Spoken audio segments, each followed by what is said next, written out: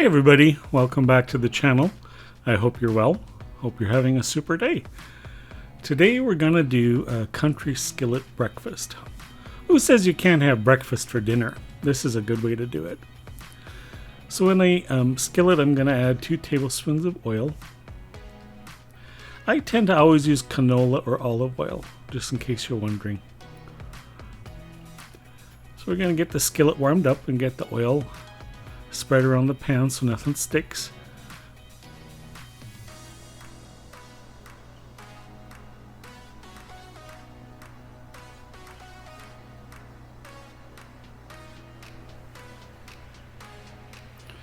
To the pan we're going to add a half an onion diced,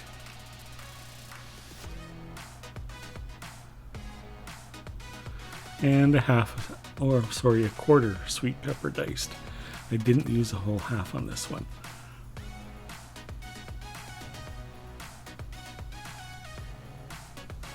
I'm going to saute those until they start to caramelize a bit and their sweetness comes out.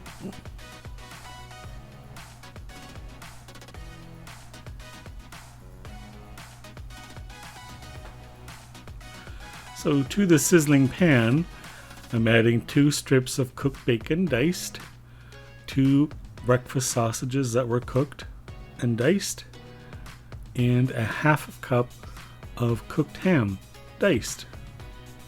All your breakfast all in one. And these were some steamed potatoes that I had left over from another recipe that you'll see in the next week or so. So I took them and I quartered them up and added them to the pan. That way they cook a lot faster without having to go from the raw stage. You can certainly use raw potatoes for this, but it will take longer and you need to lower down the heat a bit so that nothing burns. So we get everything covered in oil and we're going to let that saute. We're going to add some seasoned salt to taste.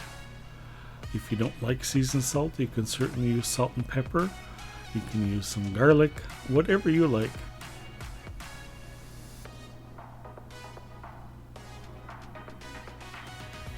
I'm always cautious about salt because the ham is salty, the bacon is salty, the sausages are salty. So if you add too much, you're going to just ruin this, and there's no need to.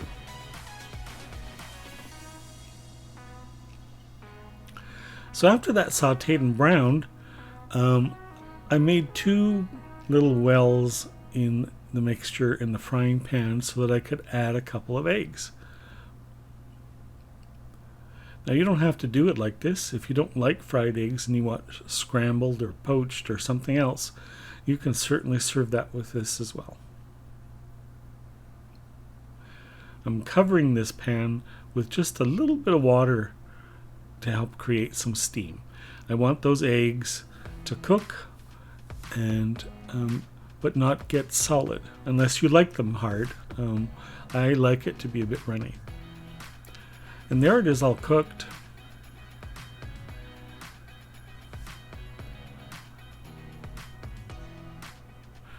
I served a plate up for you.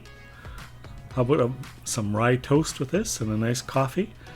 Let's talk about what went on today.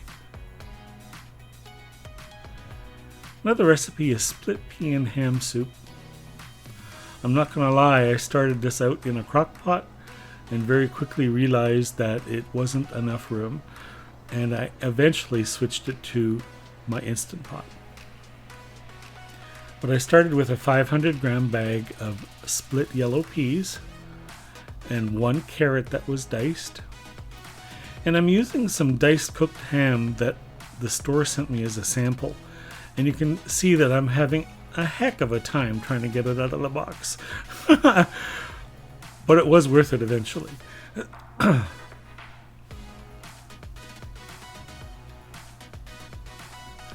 So we add that all to the crock pot or the Instant Pot.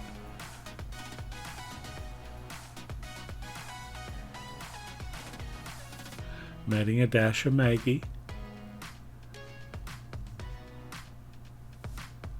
some salt and pepper to taste,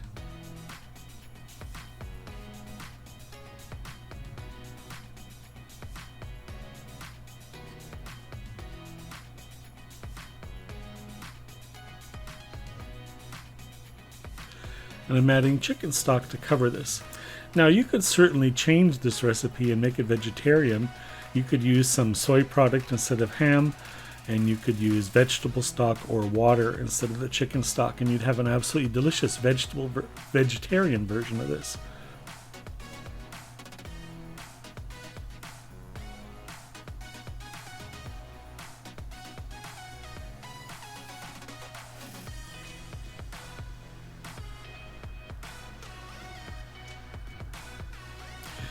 So because this was too much for my little crock pot, I eventually dumped everything into the Instant Pot, and I sealed it and cooked it for about 30 minutes.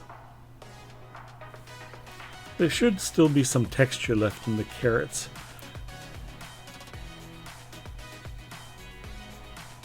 And there it is. It looks like some good French Canadian pea soup, doesn't it? Let's have some lunch and chat. Thanks so much for stopping by today for more food that warms your soul. If you like the recipe, please give it a like, and I'd love it if you'd subscribe. Thanks for coming.